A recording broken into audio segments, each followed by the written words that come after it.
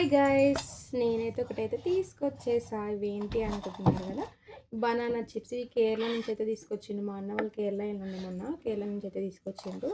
చాలా బాగుంటాయి ఇవి. కోకోనట్ ఆయిల్తో అయితే ట్రై చేస్తాను, నేను చెప్తాను టేస్ట్ ఎలా ఉన్నాయో.